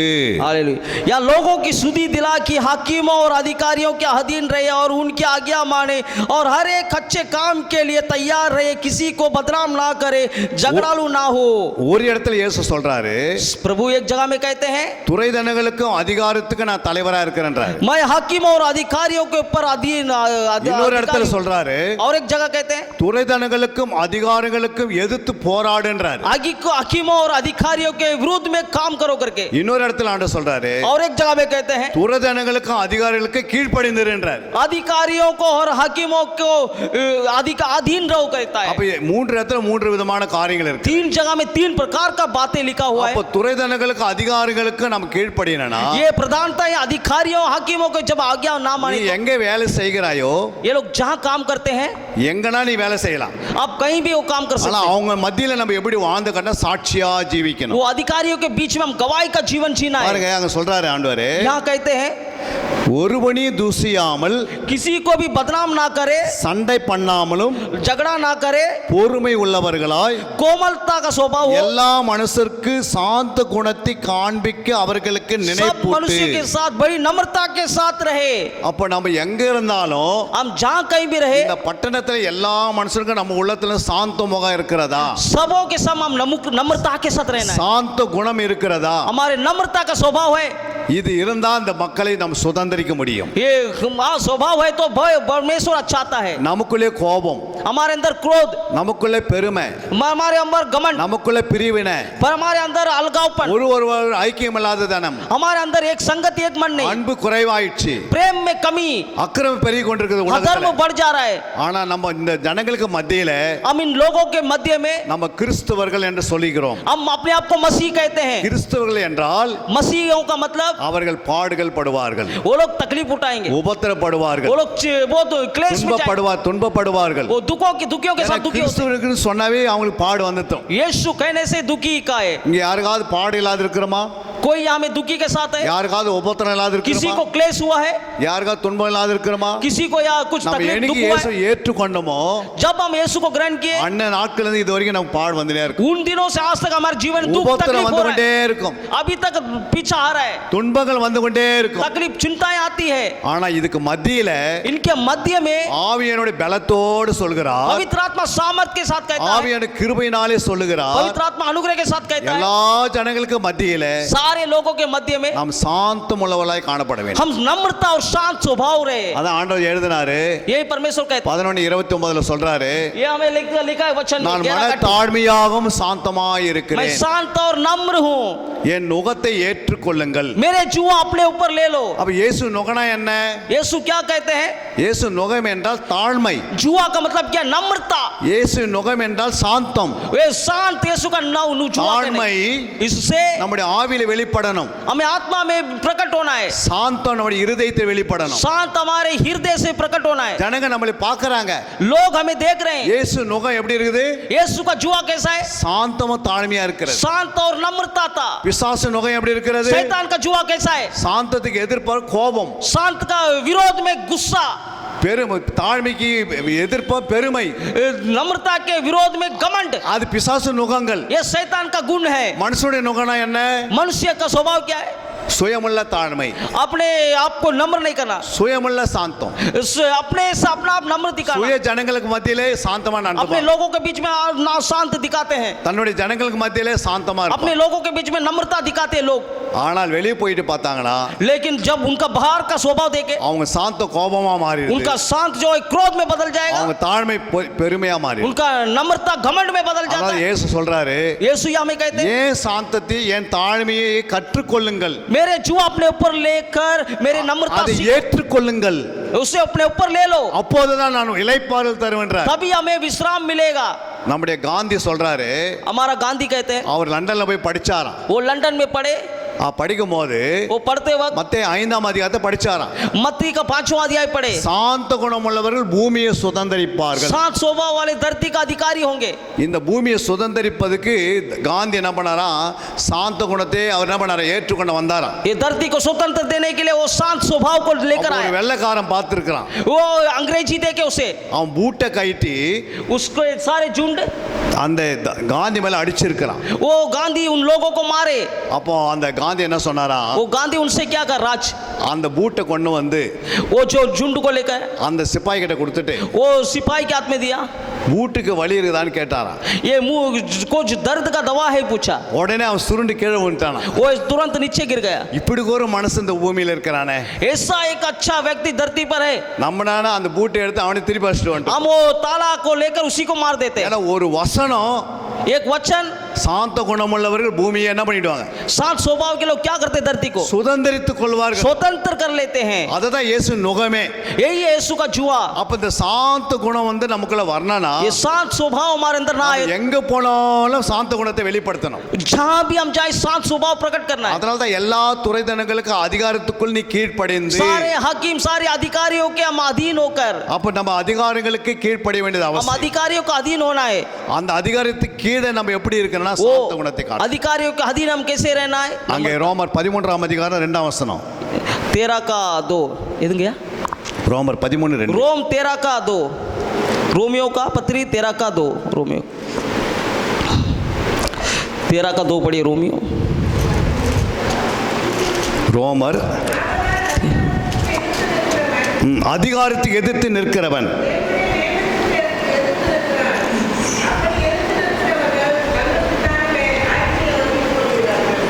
அல்லேலூயா. हालेलुया। ஆதலால் அதிகாரத்துக்கு எதிர்த்து நிற்கிறவன் தேவனுடைய நியாயத்திற்கு எதிர்த்து इसलिए जो நிற்கிறான். कोई अधिकार का विरोध करता है वह परमेश्वर विधि का सामना करता है। அப்படியா எதிர்த்து நிற்கிறவர்கள் தங்களுக்கு தாங்களே ऐसा सामना- ஆக்கினையை வருவித்துக் கொள்கிறார்கள். सामना करने वाले अपने ऊपर दंड पाएंगे। மேலும் அதிகாரிகள் நற்கிரிகள் அல்ல, बड़े अधिकारी लोग துர்க்கிரிகளுக்கே பயங்கரமாக இருக்கிறார்கள். अच्छे काम के लिए अधिकारियों हाकिमों को रखा है। ஆகையால் நீ அதிகாரத்துக்கு பயப்படாத இருக்க வேண்டுமானால் इसीलिए अधिकारी से आप बिना डरे रहना है நீ तो हाकिम- நன்மை செய், तू भलाई कर, அதனால் உனக்கு புகழ்ச்சி உண்டாகும். उसके द्वारा तेरी तारीफ होगी। அப்ப அதிகாரத்துக்கு நம்ம எதிர்த்து நிக்கணும்னா நம்ம நன்மை செய்யணும். अधिकारियों का हम विरोध नहीं करना, उनका அப்படி सराहना நன்மை करना। என்னன்னு தானியேல் 6:13 இருக்குது, வாசிக்கலாம். दानियों का 6:13 में लिखा है, दानियल का 6:13 में।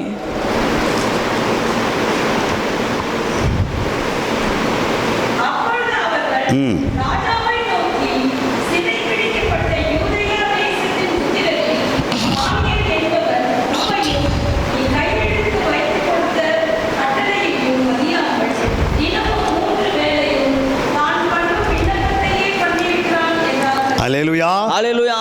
அவர்கள் ராஜாவை நோக்கி वो लोग राजा की ओर देख சிறைப்பிடிக்கப்பட்ட யூதாயா தேசத்தில் புத்திரில் தானியேல் என்பன் உம்மை நீர் கையெழுத்து வைத்து கொடுத்த கட்டளை மதியாமல், जो अपने आज्ञा देकर मुहर बंद कर दिए हैं, वो आज्ञा को ये लोग जो तो कहे उनको बंदी बनाकर लाए, तीनों पुरुष उसकी आज्ञा नहीं माने। ராஜா கையெழுத்து போட்டாரு. राजा उसमें पर छाप लगा दिए मोहर। 144 சட்டம் போட்டாச்சு. 144 जो डाल दिए कानून, இனிமேல் ஜெபமே பண்ணக்கூடாது और प्रार्थना नहीं करना है, அப்படி தானியேலுக்கு உத்தரவாதம் வந்தாச்சு. ऐसा दानियल को जो है उधर से ஆனா जवाब मिल गया। தானியேல் அது மதிக்கவே இல்லை.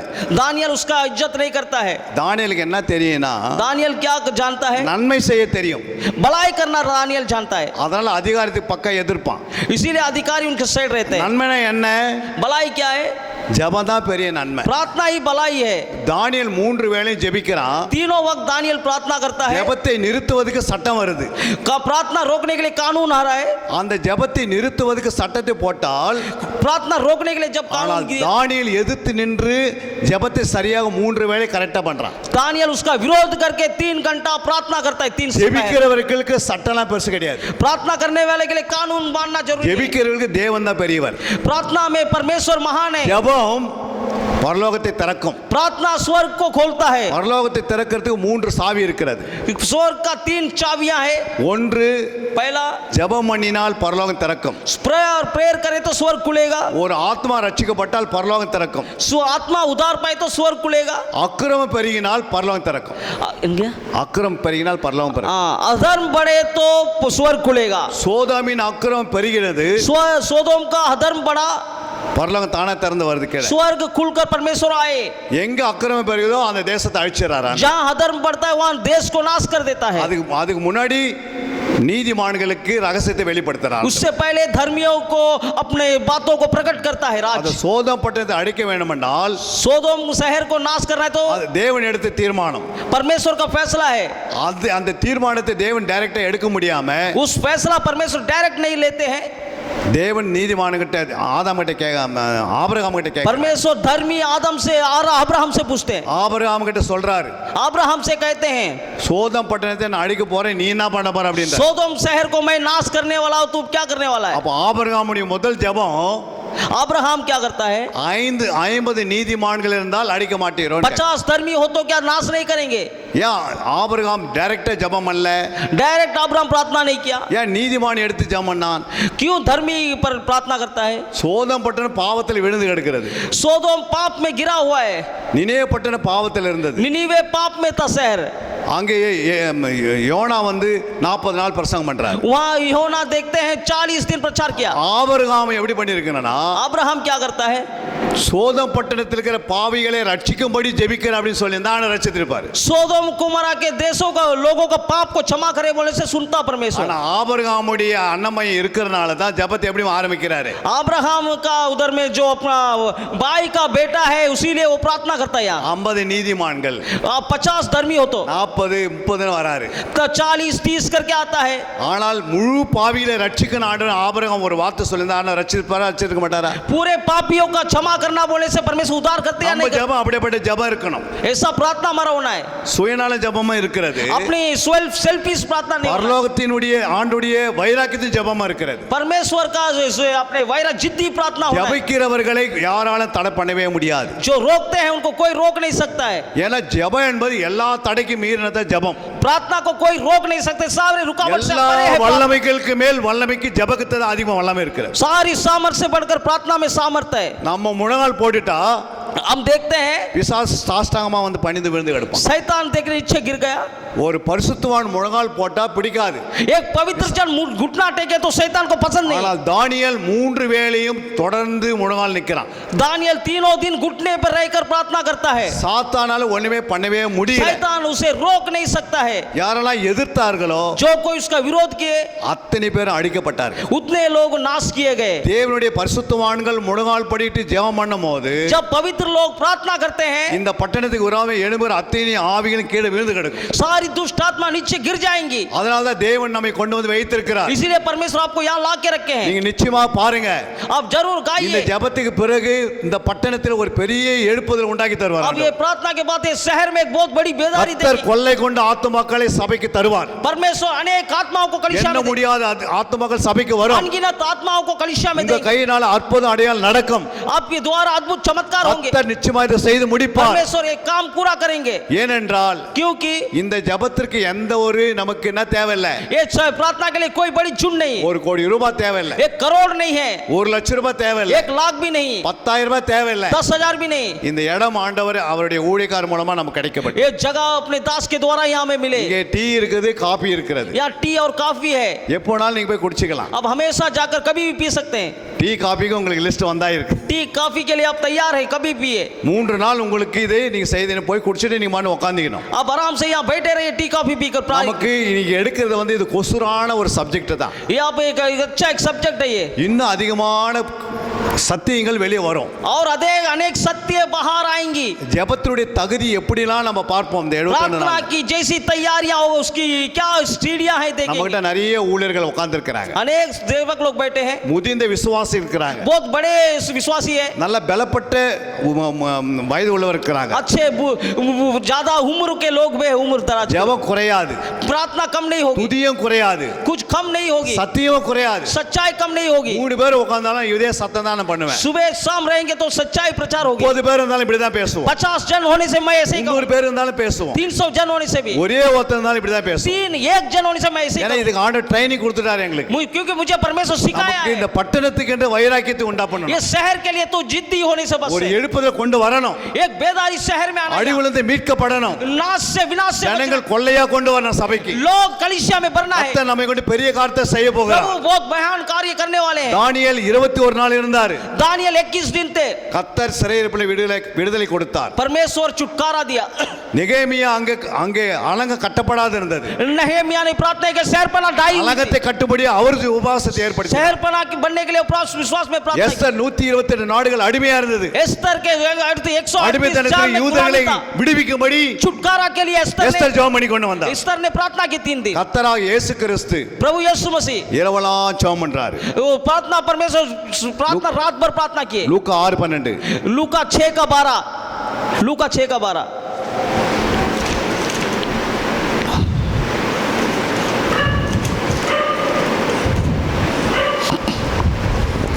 लूका 6 का 12 पढ़ी कोई. அந்நாட்களில் அவர் ஜெபம் பண்ணும்படி ஒரு மலையின் மேல் ஏறி ராமுழுதும் தேவனை நோக்கி ஜெபம் பண்ணி கொண்டு வந்தார். அல்லேலூயா. पहाड़ पर रात भर प्रार्थना करता रहा। இந்த வசனத்துக்குள்ள அவ்வளவு அற்புத அடையாளம் அமர்ந்திருக்குது. ये वचन में एक अद्भुत चमत्कार छुपी हुई ஒரு है। ரா முழுதுமா இயேசு மலை மேல ஏறார். रात भर यीशु पहाड़ पर प्रार्थना कर என்னதான் ஜெபம் பண்ணி இருப்பாரு? कैसे प्रार्थना किया होगा? நீங்க யோசிச்சு பாருங்க. आप सोच कर देखिए, இந்த ஜெபத்துக்கு பிறகு इस प्रार्थना के बाद அவர் அதிகாலையில சீஷர்களை அழைத்து वो प्रातःकाल चेलों को बुला करके அந்த சீஷர்களை அப்போஸ்தலர் என்ற அப்பாயின்மெண்ட் கொடுக்கிறார். वो चेलों को प्रेरित करके उनको अपॉइंटमेंट किया। சபையில நீ ஒரு இரவு ஜெபத்தை போட்டா कलिसिया एक உங்க சபையில இருக்கிற விசுவாசி ஒரு ஸ்டெப் மேல போவாங்க. इस विश्वासी लोग के स्टेप ऊपर उठते हैं। அந்த தெலுங்குற ஆத்மா மன நிர்பத்துக்கு உள்ள வரும். वो शहर गलियों में आत्मा उधार पाके அந்த कलिसिया, பட்டணத்துல ஆத்மா சபைக்கு வரும். वो शहर में आत्मा लोग कलिसिया में அந்த சபையுடைய நன்மைகள் சந்திப்பாரு. वो परमेश्वर कलिसिया की जरूरत पूरा करे। அந்த சபைக்கு எத்தனை ஏக்கரா நிலம் இருந்தாலும் ஆண்டு கொடுக்கிறார். वो शत्रुओं को परमेश्वर देख लेगा। ஒரு இரவு ஜெபத்துல இவ்வளவு மாற்றங்கள். वो 21 दिन ऐसा हो गया। நம்ம 72 மணி நேரம் ஜெபம் பண்ண போறோம். हम 72 घंटे प्रार्थना करने वाले। கர்த்தர் நம்மை கொண்டு என்ன செய்வாருன்னு கர்த்தர் உங்களுக்கு நிச்சயமா பேசியிருக்கிறார். परमेश्वर आपसे बातें क्या है, आपके द्वारा क्या करेंगे। இந்த ஜெபத்துக்கு பிறகு நம்முடைய வாழ்க்கையில மாற்றங்கள் வந்துரும். इस प्रार्थना के बाद हमारे जीवन में சபைக்குள்ள ஒரு மாற்றங்கள் வரும். कलिसिया में आएगी। உங்களுடைய குடும்பத்தில் ஒரு மாற்றங்கள், आपके परिवार में एक बदलाहट आएगी। பட்டணத்துக்குள்ள ஒரு மாற்றங்கள், आपके जीवन में एक இந்த बदलाव। பட்டணத்தில் மக்கள் மனம் திரும்புவது ஒரு மாற்றங்கள். ये शहर में लोग मन बिराते हुए இந்த देखेंगे। பட்டணத்தை ஒரு செழிப்பான பட்டணமா மாற்றுவார். ये शहर बना को एक आशीषित शहर बना இந்த बनाएंगे। பட்டணத்தை விக்கிரத்தை கிரிகள் அடிப்பார். यहाँ मूर्तियों की क्रियाएं को அந்த नाश, மக்களை ரட்சிப்பார். प्रभु उद्धार करेगा। இந்த மக்களுடைய எதிரெல்லாம் யாரும் கிறிஸ்துவுக்கு விரோதமா எழும்புறாங்களோ அவங்களை தேவன் ரட்சித்து जो मसीहों के खिलाफ खड़े होते प्रभु उनको छुएगा, बदलेगा। ஆண்டவர் விடவே மாட்டாரு. परमेश्वर बेकार में नहीं தேவனுடைய चाहे। பிள்ளைகளுக்கு விரோதமா யார் எழும்புறாங்களோ அவங்களை புடிச்சு உள்ள போட்டுருவார். जो कोई परमेश्वर अपने बच्चों के खिलाफ में परमेश्वर के खिलाफ में खड़े उनको अंदर அது डालेगा। எப்போது செய்வார்? वो कब करेगा? இந்த மாதிரி ஜெபத்துக்கு பிறகுதான். आपके प्रार्थना जब शुरू होगा। ஏன் 72 மணி நேரம்? क्यों 72 घंटे का प्रार्थना? ஏன் 3 பகல் 3 இரவு? क्यों 3 रात 3 सुबह? ஏன் நம்ம ஒரு இரவு ஜெபம் பண்ணிட்டு போயிடலாமே? एक रात में हम खत्म कर सकते हैं ना। ஒரு தேசத்துக்கு ரட்சிப்புக்கு 128 நாடு ரட்சிக்கப்படணும்னா अगर एक देश के लिए 128 दिन होना है। 3 பகல் 3 இரவு எஸ்தர் ஜெபம் பண்றாங்க. एस्तर देखिए सुबह शाम 3 दिन रात 3 प्रार्थना की। பெரிய கூட்டம்லாம் கூட்டல எஸ்தர். बहुत बड़ी झुंड नहीं बुलाई, குறைவான ஒரு கூட்டம் தான். छोटी झुंड। ஆனால் ஆண்டவர் சொன்னதை நிறைவேற்றிட்டார். लेकिन प्रभु का बातों को पूरा किया। இன்னைக்கு வரைக்கும் அந்த பண்டை கொண்டாடுறாங்க. आज तक वो काम को दोहरा रहे हैं। அன்னைக்கு ரட்சிப்பு உண்டானதை காட்டினார் ஆண்டவர். वो दिन उद्धार हुआ। அப்ப ஜெபத்துக்கு எவ்வளவு வல்லமை இருக்கிறது? तो प्रार्थना में कितना सामर्थ्य है। நம்ம ஜெபத்துக்கு நிச்சயமா வல்லமை இருக்கிறது. आपकी प्रार्थना में सामर्थ्य है। உங்க ஜெபத்துக்கு பக்கா வல்லமை இருக்கிறது. आपके प्रार्थना का जरूर सामर्थ्य நம்மை है। கொண்டு பெரிய காரியத்தை செய்து ஆண்டு கொண்டு வந்திருக்கிறார். परमेश्वर आपको लेकर महान कार्य करने यहाँ लाए। இங்கிருந்து நீங்க போகும்போது यहाँ से जब आप जाएंगे சீசரா இருந்தவங்க அப்போஸ்தலா மாறிடுவீங்க. चेले जो है प्रेरित बन जाएंगे। அப்போஸ்தலா இருந்தவங்க தீர்க்கதரிசி மாத்துவார். जो प्रेरित है वो भविष्यवाणी ஒரு बन जाएंगे। மேய்ப்பனா இருந்தவங்க தீர்க்கதரிசியின் வரங்களை கொடுப்பார். जो अभी सेवक है वो चरवा है वो जो भविष्यवक्ता நீங்க बन। போகும்போது 9 வரம் உங்களுக்குள்ள வேலை செய்யும். तू जो कोई जाएगा सारी 9 वरदानी कार्य करेंगे। ஆவிக்குரிய வரம் உங்கள் மேல் இறங்கிட்டா आत्मा के वरदान आपके ऊपर उतरेंगे। உங்களுடைய ஊழியங்கள் வளர்ந்து வேகமா பறக்கும். तब आपकी सेवा बढ़ने लगेगी। ஆண்டவர் கொடுப்பதுக்கு ஆயத்தமா இருக்கிறார். परमेश्वर देने के लिए तैयार है। பெற்றுக்கொள்வதற்கு நம்ம ஆயத்தமா இருக்கிறோமா? हम पाने के लिए हम तैयार होना है। எனக்கு கொடுங்க ஆண்டவரே நீ கேட்கணும். आपको मांगना है, दीजिए प्रभु। நம்ம கேட்கணும். हमें मांगना है। ஜெபம் என்பது கேட்பதுதான். हमें मांगना जरूरी है। ஜெபம் என்பது ஏற்றுமதி. प्रार्थना मांगना है प्रभु से। ஜெபம் என்பது ஏற்றுமதி. प्रभु प्रार्थना जो है हमसे निकालना है, उतारना சத்திய இறக்குமதி. है। हमें सच्चाई को उतारना है।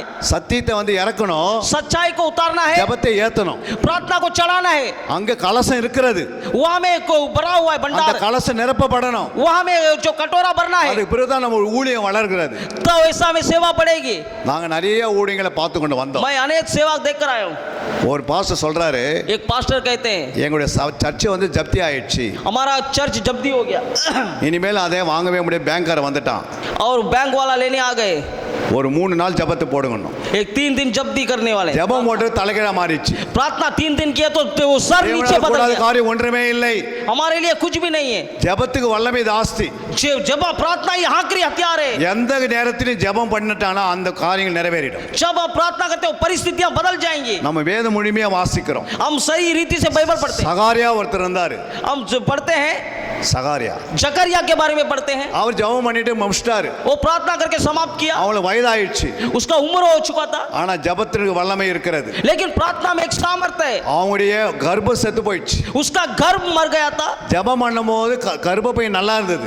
प्रार्थना करते वक्त गर्भ अच्छा था, வயதாகும் போது கர்ப்பப்பையே செத்து போயிடுச்சு. वो उम्र हुआ तो गर्भ मर गया இனிமேல் குழந்தை பெற்றெடுக்கக்கூடிய வல்லமை இல்லை.